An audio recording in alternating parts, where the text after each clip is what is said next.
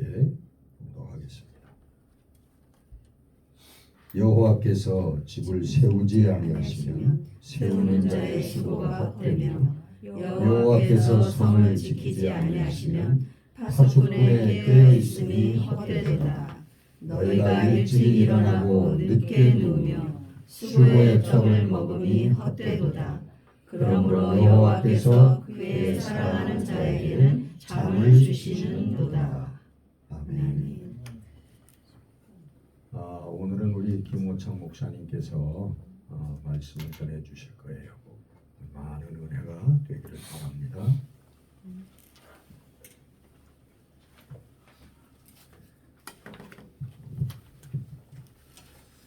자, 일주일 동안 평안하시고 어젯밤은 잘 주무셨습니까? 네. 제 인사가 좀 다르죠. 제목이 오늘 잘 주무셨습니까 하는 그런 내용입니다. 오늘 본문은 여호와께서 집을 세우지 아니하시면 세우는 자의 수고가 헛되다고 말합니다. 여기 성을 지키는 자는 요즘으로 말하면 뭘까요? 밤에 쓰는 경비 정도 되겠죠. 2절에서는 너희가 일찍 일어나고 늦게 누우며 수고의 떡을 먹음이 헛되도다. 그러므로 여호와께서 그 사랑하시는 자에게는 잠을 주시는도다. 참 잠을 못 자는 현대인들이 너무 많아가지고 그것이 병을 얼마나 많이 일으키는지 모릅니다. 제 주위에도 잠을 좀 자게 기도를 부탁하는 분들이 들어 계십니다. 그래서 저는 잠을 잘 주무시는 자들에게는 전혀 눈치를 주지 않아요. 그것이 심지어 예배 시간이라도 얼마나 편안하면 그 집에서 못 주무시는 잠을 여기에 와서 주시겠습니까? 아니 농담이 아니에요. 제가 이 빈말하는 게 아니에요. 강대상에서 뭐 틀린 말하겠어요. 저도 밤에 잠이 혹이라도 안 오면 말씀을 켜놓고 잠을 잡니다. 그럼 말씀이 평안으로 인도를 해버려요. 그대로 잠에 빠지는데, 그래서 여기 성경에 오늘 본문 말씀은 이렇게 여호와께서 그 사랑하시는 자에게 잠을 주시는도다. 이걸 원어로 뜻대로 해보면요, 굉장히 의미 깊은 내용이거든요. 이 원문 그대로 제가 해석을 해보면 여호와께서는 너희들이 자는 그 밤에도 그 잠자리 속에서도 너희를 지켜주시겠다 하는 내용입니다. 얼마나 복된 내용입니까? 안 주무시는 게 문제입니다. 안 자면 하나님께서 지키실 일도 없다는 뜻이겠죠. 이거 뭐 예배 시간에 잘하는 건지 지금 헷갈리는 분들이 있습니다. 저는 잠을 너무 잘 잡니다. 사실 학창 시절부터 시험이 내일이어도 무조건 잡니다. 예, 그리고 공원에서도 제가 저번에 설교에서 일본 여행할 때 숙박비가 아까워서 해변에서 자고 공원에서 잤다 이 말도 제가 드렸는데 20대 때 처음 일본 여행할 때의 기억이 있습니다. 그때가 아마 1980년도 후반 정도인 것 같은데, 그때는 해외에 나가면 노태우 대통령 때인데 꼭 2-3시간의 방공 훈련을 거치고 해외에 나가게 되어 있었습니다. 혹시 비행기에서 내릴 때 예쁜 여자가 꽃다발 들고 오면 조심해라. 아직 기억이 남는 그런 혹시 납치할까 이렇게 일본 더더구나 그랬습니다. 근데 일본을 제가 전국을 이제 기차로 여행했는데 한번 제가 아주 이상한 광경을 봤어요. 이제 동경으로 올라가는데 길가에 김일성 원수님 감사합니다. 여러분 특유의 북한의 빨간 간판 있지 않습니까? 거기 길가에 엄청 크게 보이는 거예요. 그래서 무작정 내렸어요. 전 궁금하면 못 참거든요. 성격이. 그래서 내려가지고 그 학교 앞에 거기 학교였는데 학교 앞에 딱 가가지고 내가 이걸 들어가가지고 그 북한 사람들이 과연 꼬리가 있는지 없는지, 늑대 꼬리를 달고 있는지 없는지, 우리 도덕 시간에 이런 방공 교육 시간에 배운 거 있지 않습니까? 북한 사람을 꼭 늑대로 취급하고 정말 그 북한 사람들이 나쁜 사람들인가 하고 궁금해했었습니다. 그래서 제가 그 교문 앞에까지 가가지고 이거 걱정도 사실 은근히 됐어요. 내가 들어가면 납치되는 것이 아닌가. 결국은 들어갔어요. 그러니까 제가 교장이 나와서 저를 환영합니다. 이사장도 나와서 저를 환영합니다. 그때 대학생 때 청바지 입고 반팔티 입고 들어갔는데 얼마나 그들에게 내가 반가웠으면 그들이 그런 말을 합니다. 당신이 이 학교에 들어온 처음 남한 사람이요. 이렇게 합니다. 그리고 그 학교가 예술학교였어요. 예술학교를 뭘 예술 그 학교냐면 한복을 입고 부채춤 있지 않습니까? 꽃 만드는 거. 저 혼자 놔두고 이사장 옆에 놔두고 뒤에는 김일성 사진이 있고 거기서 공연을 해줍니다. 완전히 제가 인생에서 그런 대접을 처음 받아봤어요. 그리고 이제 식사를 잘 대접받고 그 학생들이 그 말하는 그 뭐랄까 비참함, 그 조청년으로 살아가는 그 비참함에 대해서 이야기도 들었고 나중에는 이사장이 자기 집으로 데려갔어요. 그런 속에서도 저는 걱정 안 하고 잠을 잘 잤습니다. 원래 눈이 작고 이렇게 눈썹이 쫙 올라가고 좀 이상하게 생기지 않습니까? 어디 가도 내려놔도 저는 별로 걱정을 안 하는 내추럴 성격, 그 타고난 성격이 있기는 있습니다만은 그때는 정말 겁대가리가 없었습니다. 왜냐하면 아무것도 가진 것 없는 상태였기 때문에 설마 나를 데리고 가봤자 북한 사람들이 뭘 어디에 쓰겠느냐 이 정도 마인드 저를 아주 하품을 취급했어요. 스스로가 그렇게 자존감이 너무 없던 시절이었습니다. 그리고 나서 이제 잠을 제 사역이 특성상 잠을 어디서 잤냐면 주로 10년 정도 정글에서 잤습니다. 그 정글은 그냥 정글이 아니고 배를 타고 들어가고 또 차를 끌고 들어가고 아주 깊은 정글입니다. 거기는 호랑이가 진짜 살아요. 가다가 코끼리를 만나면 찍소리도 못하고 차를 엔진을 끄고 숨죽이어야 돼요. 그리고 코브라 같은 거는 예사로 만나요. 코브라는 말레이시아에 너무 많기 때문에 우리 집 뜰에도 있어요. 심지어 그곳에 제 숙소가 어떤 곳이냐면 그 여름 그 수박밭에 원두막 있잖아요. 원두막 사방이 빵 뚫려 있죠. 딱 그런 식이에요. 그 대나무로 엮은데 그 여름에 그 말레이시아는 비가 한 차례 꼭 저녁에 한 차례 내려요. 열대성 기후이기 때문에 소나기가 거기는 막 퍼부어요. 그러니까 비가 아니고 그냥 우산이 필요 없어요. 완전히 퍼부는 그 속에서도 비가 사방에 떨어져도 저는 잠을 잘 잡니다. 근데 일본에서 잠을 그렇게 잘 잔가 하고 지금 이 동물이 우글거리는 데서 잘 잔가 하고는 차원이 달라요. 그 동물을 막기 위해서 집집마다 개를 키우거든요. 똥개들을 키워요. 키워가면서 개가 짖으면 동물이 내려온 거예요. 자다가 코끼리 소리가 꽉 납니다. 새벽에 코끼리들이 집단을 움직이는 것이 옆으로 바로 옆에 지나가면요. 이 기차 화통은 저리 가랍니다. 얼마나 큰지 몰라요. 그리고 동물 중에 가장 무서운 동물이 코끼리예요. 코끼리는 무조건 밟고 지나가요. 호랑이는 사람 냄새를 겁내요. 오히려. 그런 측면인데 코끼리는 모조리 써야 됩니다. 멀리 코끼리가 보이면 무조건 차는 스톱해야 돼요. 안 그러면 차가 밟혀버려요. 여러분 상상을 못하는 데가 그 정글인데 제가 왜 이렇게 됐겠어요? 제가 개 때문에 잠을 잤겠어요? 여러분 한번 상상을 해보세요. 저에게는 하나의 비밀이 있어요. 하나님께서 저를 특별히 생각하신다는 그것을 저는 몸으로 체험했습니다. 제가 여러분 선교사기 때문에 저는 몸으로 체험하는 하나님이 훨씬 많기 때문에 이해를 하세요. 성경보다는 저는 하나님을 그렇게 많이 만나왔습니다. 우리 목사님은 성경을 너무 잘 강론하시고 그런데 제 가슴에 목사님이 그런 말씀하셨어요. 저번에도 말씀드렸죠. 체험 위주로 간증을 좀 해달라는 부탁을 하셔가지고 오늘 또 반 정도는 그랬습니다. 제가 이렇게 된 데는 두 가지 사건이 있었어요. 젊을 때 필리핀에 제가 선교 여행차 4개월 갔다 왔어요. 거기서 현지 교회를 선교했는데 갑자기 현지 교회가 소등이 부려졌어요.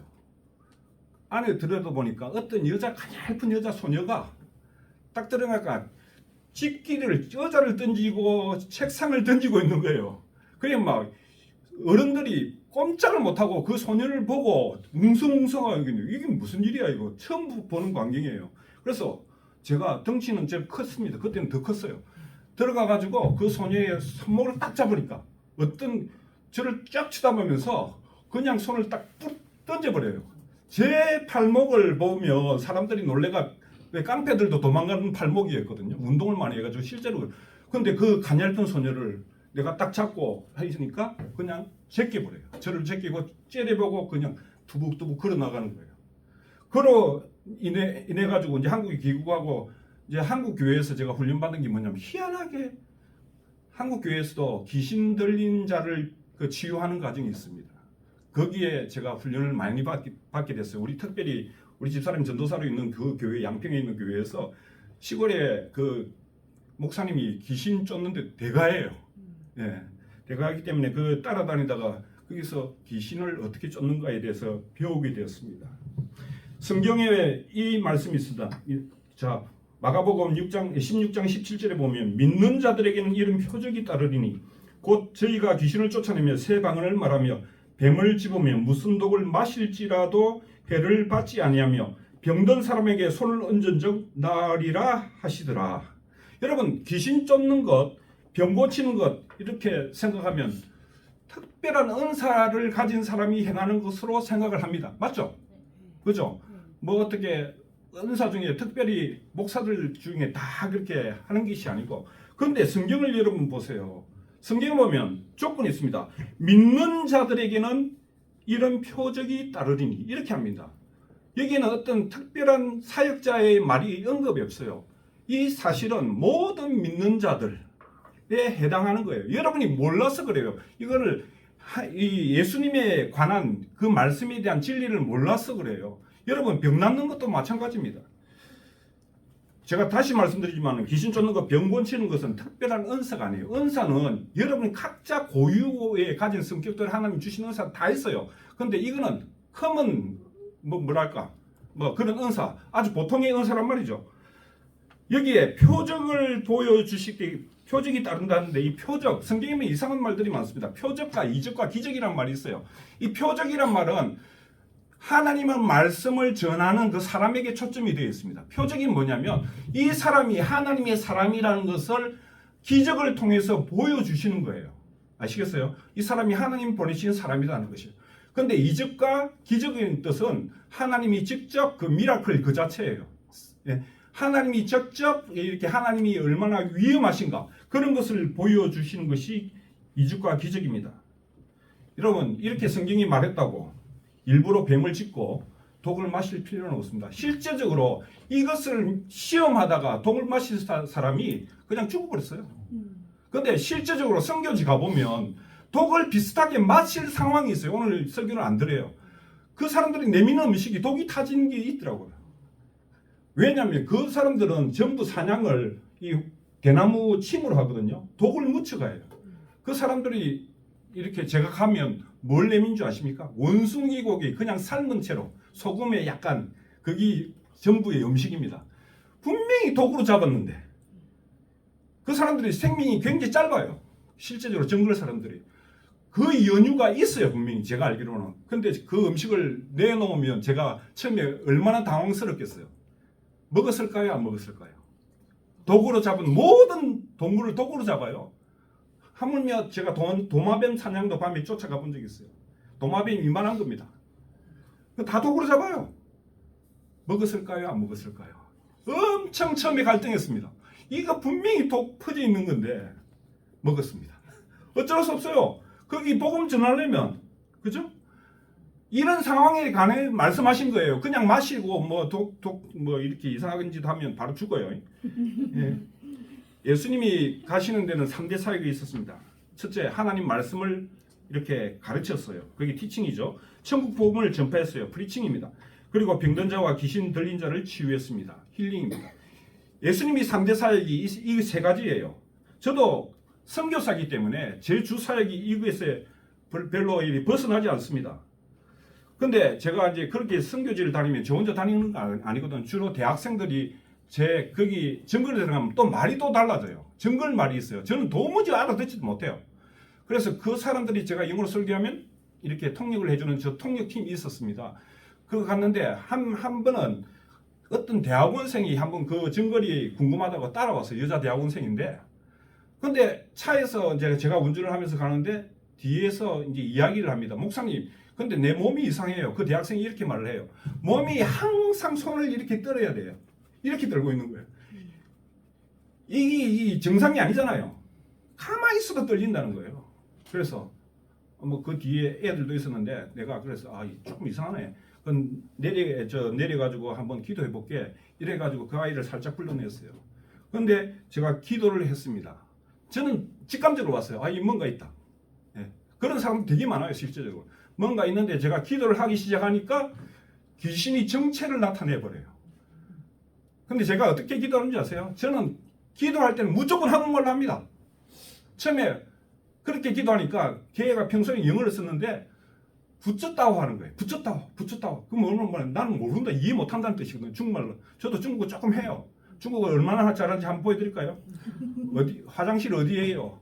여러분 중국말로 뭐라는 줄 아세요? 어따 똥사. 그 정도 합니다. 그 정도. 예.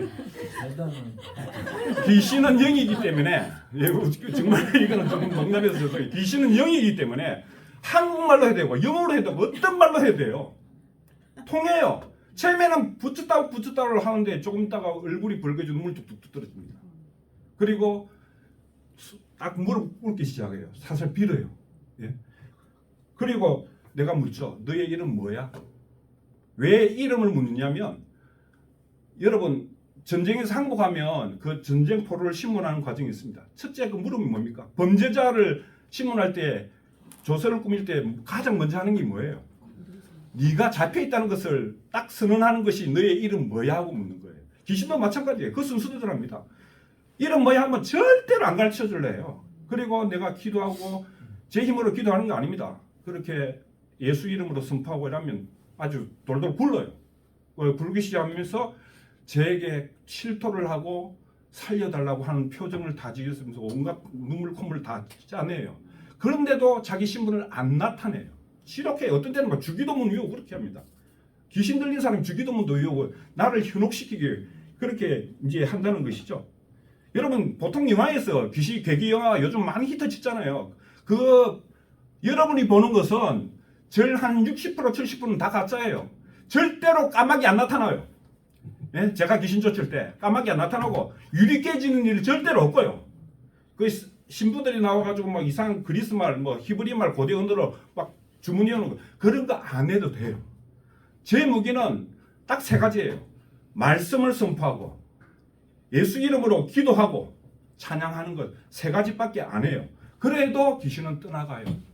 제 사역 중에 아까 세 가지 사역을 주로 많이 했는데 가장 쉬웠던 사역은 제게는 뭐였겠어요?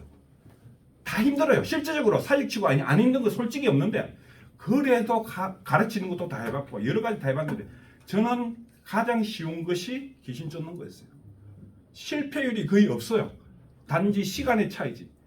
예수 이름으로 나가는 데는 무적이에요. 완전 무적이에요. 제가 병 낫는 것도 힐링하고 기도하거든요. 어떤 때는 나아요. 근데 하나님의 뜻대로 그거는 내가 하나님의 뜻을 거스릴 수가 없어. 하나님 무조건 데려가시면 데려가는 거예요. 그건 거역할 수 없는 영역이라는 것이죠. 마가복음 5장에 보시면 예수님이 귀신의 떼를 그 돼지 2,000마리 속에 들어가게 하시고 호수 절벽에서 떨어뜨리는 사건이 나옵니다. 그때 예수님이 그 귀신의 이름이 그 뭐냐면 군대였어요.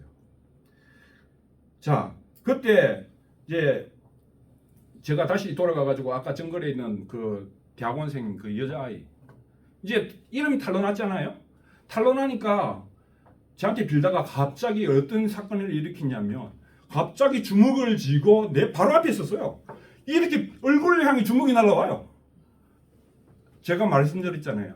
필리핀에서 아주 가냘픈 아이도 힘을 제가 제어하지 못했어요. 그런데 너무 놀라운 정말 그때의 그 기억을 또 떠올리면 만화 같아요. 이 주먹이 여기까지 왔어요.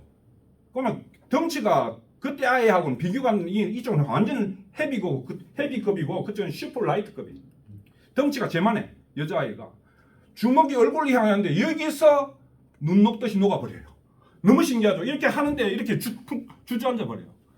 야, 내가 그거 보고 하나님이 우리를 얼마나 지키시는가, 그 특별히 사역자를 얼마나 지키시는가에 대해서 내가 몸소 체험했습니다. 여러분, 세상에는 이런 말이 있어요. 수오천사란 말이 있어요. 그 수오천사란 말을 여러분 어떻게 생각하십니까? 여러분 믿습니까? 믿어요, 안 믿어요? 여러분, 천사는 우리의 위에 있는 존재들입니까? 영적인 존재들 우리의 아래에 있는 존재들입니까? 어떤 존재라고 생각하십니까? 우리의 위의 존재라고요? 제가 성경 읽어드릴게요. 히브리서 1장 14절. 모든 천사는 부리는 영으로 구원 얻을 후사를 위하여 섬기라고 보내셨다고 합니다. 누가 위입니까? 천사가 위입니까? 우리가 위입니까? 우리가 위예요. 천사는 우리를 위해서 존재하는 존재들인 거예요.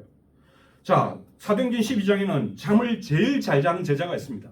내가 이 성경을 보고 막 이걸 원문으로 파고 영어로 파고 다 해봤어요. 그 제자는 누구냐면 베드로인데 사도행전 12장에 보면 헤로드 왕이 제자들을 찾아가 죽이려고 해요. 그리고 야고보라는 제자가 목 잘려 죽습니다. 그 뒤에 얼마 안 돼가 베드로가 잡혔어요. 이 베드로를 탈출 못하게 하려고 4명의 경비병을 세웠어요. 둘이는 같이 팔목을 쇠사슬로 경비병 한쪽, 이쪽 경비병 한쪽을 묶고 앞에 가드 2명을 세웠어요.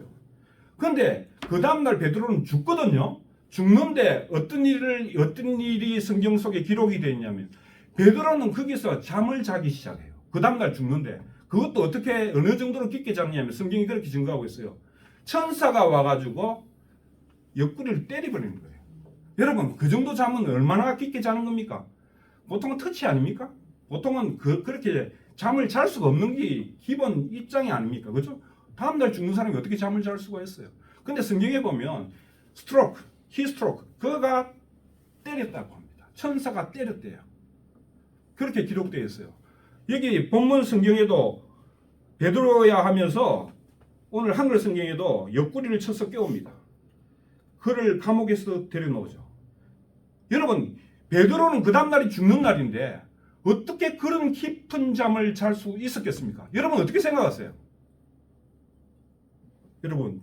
여러분 잠하고 베드로의 잠은 질적으로 다릅니다. 그죠? 성경을 다시 한번 말씀드릴게요. 시편 35편 5절에는 내 길을 여호와께 맡기라. 그를 의지하면 그가 이루시고. 여러분에게 결론적인 말씀을 드립니다. 기억하십시오. 진정으로 모든 것을 주님께 맡기는 것 외에는 우리는 이 세상에서 자유함을 맛볼 수가 없어요. 여러분의 경영을 여러분이 모든 것을 행하신다면 여러분 많이 피곤한 인생이 되는 것입니다. 목사님께서 한 3주 전에 또 이 죄에 대해서 강론하시면서 이런 내용을 말씀하셨어요.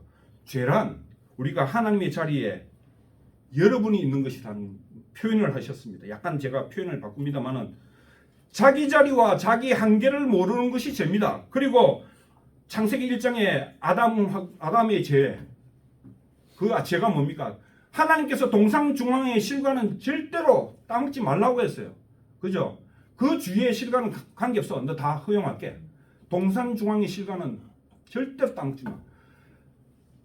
그런데 그 죄가 뭡니까? 하나님의 영역에 침범을 했어요. 자기 한계를 모르고 자기의 자리를 모르는 겁니다. 창세기는 처음부터 구역이 있는 내용을 말해요. 자세히 보세요. 구역을 말하고 있어요. 창세기는 전부는 구역을 나누고 있어요. 빛과 어둠을 나누시고 궁창 아래의 물과 궁창 아래의 물, 그 하늘 위의 물, 그 다 비가 되는 거죠.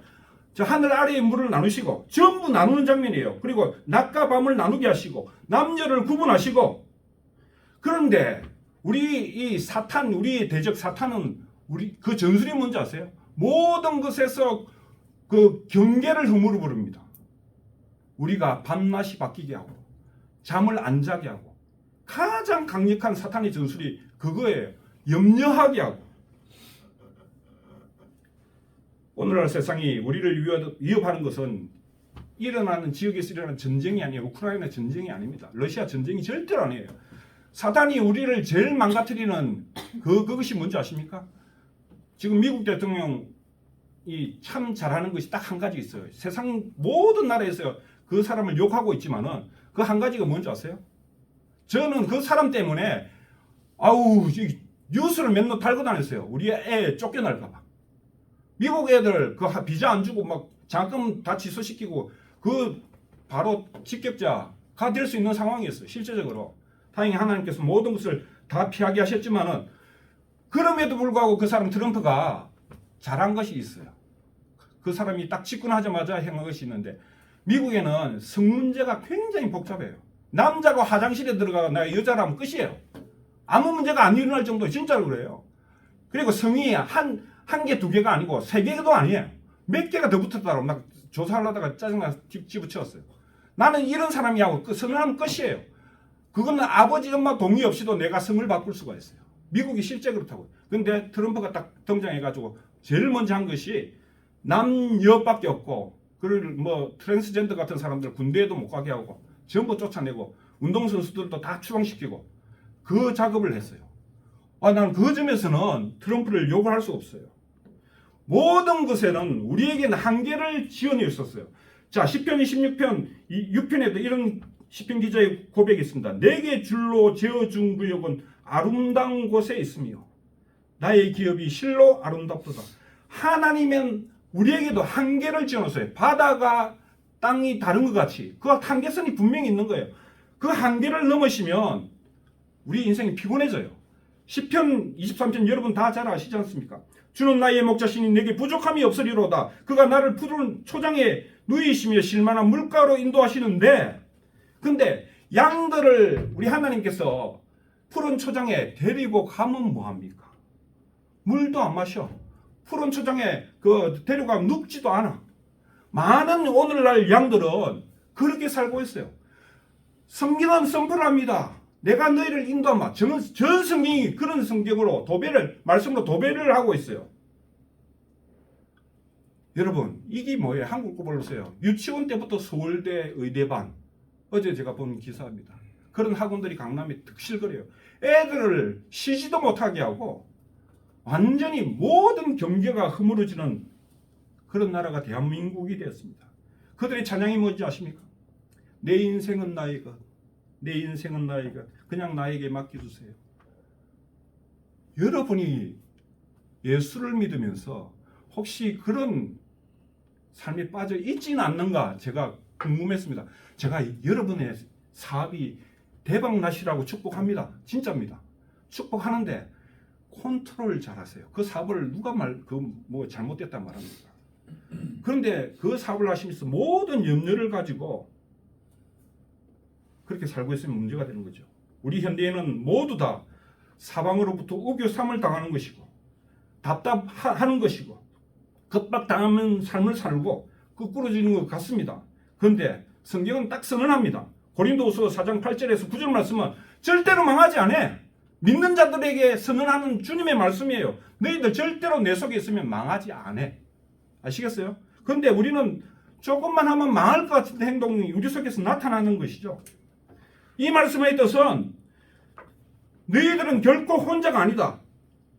너희가 내 속에서 쉬어도 너 삶을 내가 인도하겠다는 선언입니다.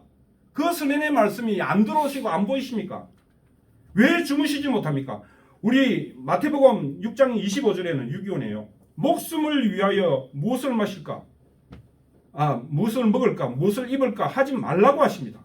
목숨이 음식보다 중요하지 아니하며 몸이 의복보다 중요하지 아니하냐? 꼭 씹어 들으세요. 몸이 모든 먹는 것보다 중요하다고 말합니다. 그런데 왜 먹고 사는 일에 목숨을 여러분 거십니까? 그리고 하시는 말씀이 이렇게 사는 것은 이방인의 방식이야. 제발 내가 책임질게. 칼로 치고 주님이 하신 무언의 말씀 안 보이셔요? 내가 책임진다니까? 너가 안 그래도 돼. 그렇게 살면 다 죽어. 좀 더 벌어가 좋은 차 사면 뭐합니까? 여성분들 좀 더 벌어가지고 세상에서 가장 비싼 똥을 사죠. 루이비똥. 오늘 똥 이야기가 자연스럽게 많이 놉니다. 샤넬로 이렇게 말해야 되는데 조만간에 그렇게 그걸 좋아하는 사람이 한 사람 감옥에 가게 될 것 같아요.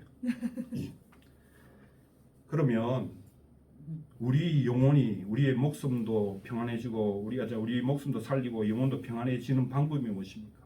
여러분 잘 아는 말씀입니다. 너희는 먼저 그의 나라와 그 일을 구하라. 그리하면 이 모든 것을 너희에게 더하시리라. 하나님을 너희 주인으로 삼고 그 지시함을 따라 살라는 이야기입니다. 인도하는 대로 제발 살아달라는 간구입니다. 하나님 중심으로 삶의 중심을 옮기라는 하나님의 외침입니다. 그리하면 내가 너희 삶을 다 책임져 줄게. 제 인생은요, 남들이 보면 세상에서 가장 답답해요. 정말 이렇게 부실한 사람이 없을 거예요. 우리 장모님이 얼마 전에 그러셨어요. 한 2달 전인가? 자네 나가서 돈 좀 벌지 그러라. 이해됩니다. 딸 하나 있는 거 고생시킬까봐 좀 그렇게 벌면 안 되겠나 이렇게 말씀하셨어요. 그 마음이 제가 그 목소리를 듣는 제 마음은 어떻겠어요? 저는 하나님의 사역자고 세상 방법으로 돈 벌어도 욕 안 해요. 그런데 제가 하나님과 약속이 있어요. 결단했고 여러분이 비트코인의 가격이 올라가는데 제 마음은 어떻겠어요? 나도 투자할 수 있는데 우리 집에 내 자녀를 위해서 우리 장인어른이 주신 장학금이 있어요.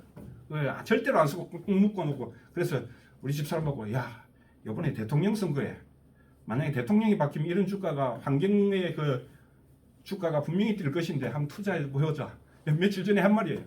그렇게 생각하다. 당신도 한번 투자해 보지 왜? 이렇게 돈 조금을 말하더라고요. 그러다가 제가 말자. 내가 이렇게 살아가면 뭐하겠노? 하나님 그렇게 안 해도 나를 이때까지 키우셨는데 내만 큰 것도 아니고 4명을 다 키우셨는데 제가 광고 올렸습니다.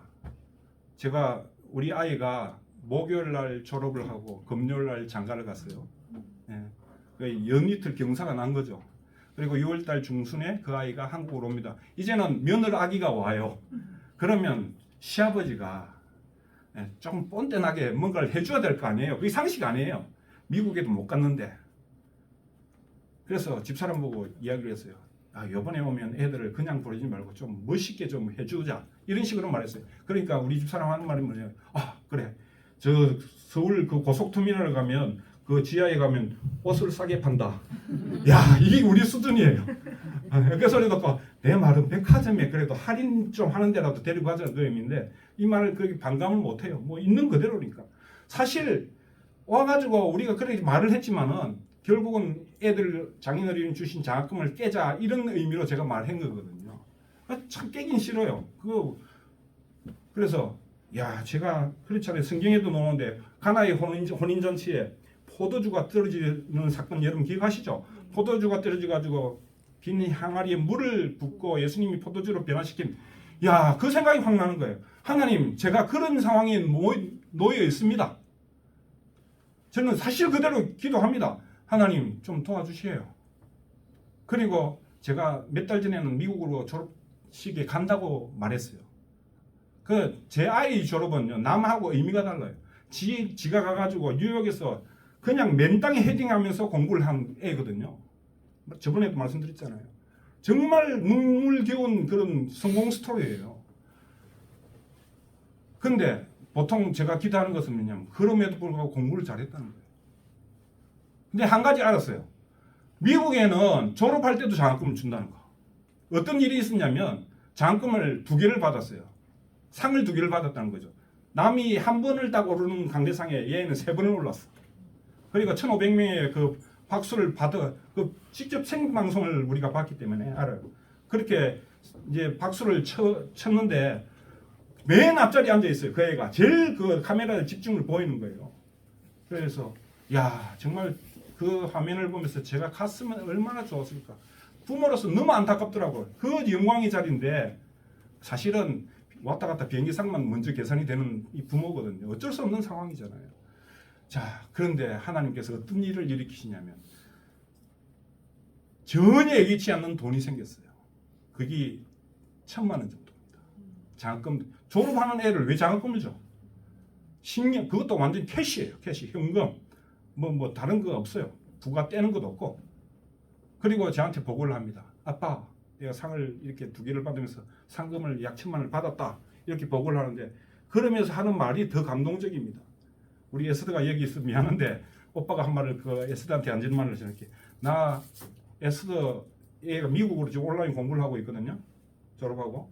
그래서 에스더 미국 학비를 줄 매달 이렇게 들어가고 분납을 하는데 줄 돈이 딱 떨어졌었는데 이제 돈이 생겼다. 이렇게 하면서 아니 이 자식이 아빠의 소리를 지가 하고 있어요. 너무 감동되는 거죠. 여러분 들어도 실제로 감동 아닙니까? 제 간증만 합니다. 이해를 하시고 들으세요. 그 연단, 그가 장학금을 받은 연단은 옛날 링컨이 1820년에 노예 해방을 선언했던 곳이에요. 그 연단이에요. 그곳에서 했는데 그 노예 선언이 그 선언뿐만 아니고 내 마음도 그 노예 같은 마음에서 완전히 해방이 되어버렸어요. 그 광경을 보고 아이고 우리 에서도 온가? 아니 우리 집에 은행은 이해예요. 동생들, 오빠가 돈이 없으면 이렇게 얘가 돈을 보내줘요. 지가 엄청 일을 하거든요. 진짜 밤낮 안 자고 일을 해가지고 여러분 이것은 돈으로 못 삽니다. 돈을 못 사요. 왜 이런 좋은 일이 있는 줄 아세요? 제가 부족하나마 하나님의 일을 하려고 그것만 잡고 부여잡고 나가기 때문입니다. 우리 어머님 2달 전에 그런 말씀하셨잖아요. 그런 말씀 한 번씩 하시는데 꼭 하실 말씀이 아닌 걸 하셔가지고 꼭 그 뒤에 돈이 한 다발씩 생겨요. 그리고 입을 막으시고 아무 소리도 안 하세요. 여러분 시편 23편을 잘 아십니다. 주는 나의 목자시니 내게 부족함이 없으리로다. 그가 나를 푸른 초장에 누이시며 실만한 물가로 인도하시는도다. 예, 여러분 제발 양의 자세를 갖추세요. 아시게요? 염소의 자세로 막 뿔로 드드바는 그 삶을 치어받지 마시기 바랍니다. 제가 말씀을 마치는 시간에 저는 말씀을 항상 이렇게 많이 준비해 오지만은 자 제가 방금 간증한 것은 하나님 나라 안에 있는 기쁨이 돈으로 살 수 없는 기쁨이라는 것을 하나의 간증을 했습니다. 마지막으로 예수님은 어떤 분이신가를 말씀드리고 마치겠습니다. 마태복음 8장 23절에서 27절까지. 그분은 자매의 대가입니다. 한 번은 배에서 주무시는데 폭풍우 가운데서 제자들이 난리가 났어요. 폭풍우가 치니까 배에서. 그런데도 갑판 위에서 느긋하게 잠을 주무시는 분이 우리 예수님이시어요. 여러분 예수님이 잠도 못 자고 뭐 산에서 기도만 하시고 그런 줄 아시죠? 기도하시다가 무조건 그 산이 다 침대예요. 들판이 침대인 분이 예수님이셨어요. 예수님이 뭐 먹고 다니신 줄 아시죠? 40일 금식 후에는 맨날 잔치했어요. 너는 바리새인하고 맨날 뭐 그렇게 밥이나 먹냐, 맨날 그런 소리나 듣고 다니시고 맨날 잔치집에나 가냐 그런 소리나 듣고 다니신 분이 예수님이세요. 여러분 우리 예수님이 그렇게 그런 삶을 살아가셨다면 여러분 잘 드시고 잘 주무시는 여러분 되시길 바랍니다. 우리 믿는 자의 몸이 하나님께로부터 부름받은 성령이 가시는 전이라고 말씀하십니다. 여러분 몸은 여러분 것이 아닙니다. 예수의 핏값으로 사고 그것이 여러분 것이 아니고 예수님의 것이라고 선포가 되어 있어요. 아시겠어요? 우리 몸은 우리의 것이 아닙니다. 단지 우리의 몸을 가지고 나에게 영광을 돌리라고 이야기하고 있습니다. 오늘 말씀은 여기까지 하겠습니다. 시간 너무 지났기 때문에 다음 시간에는 과연 이런 삶을 살아간 성경의 한 사람에 대해서 말씀을 드리고자 합니다. 기도하겠습니다. 하나님, 이렇게 말씀을 간단하게 정리하였지만은 그 속에 실수가 많습니다. 그러나 제 속에 들어온 하나님을 사실 그대로 증거하였습니다. 하나님, 여기 있는 성도들 저보다 더 깊이 하나님을 만나게 하시고 모든 것을 하나님 앞에 내려놓을 줄 아는 그리고 깊은 잠을 자는 우리 성도 교우들 다 되게 도와주옵소서. 예수님의 이름으로 기도합니다. 아멘. 제가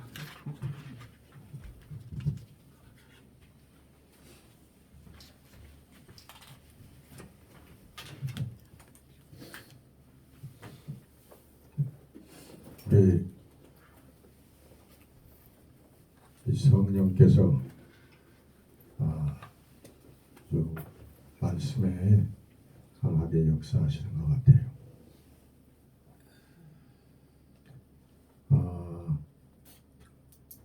늘 강조드리는 말씀이지만 하나님께 사실은 우리가 믿음이 생겨서 하나님께 다 맡기면 하나님께서 우리가 가장 관심하는 물질 문제 같은 것 그런 것도 해결해 주신다는 거예요. 어느 목사님이 아들, 딸이 있는데 그 아들은 똑같이 용돈을 주면 그 아들은 그 다음날 보면 없대요. 다 써버리고. 그리고 딸은 한 달 후, 두 달 후에도 그걸 다 모아가지고 그렇게 아주 알뜰살뜰하게 부자래. 우리 에스더가 그런가?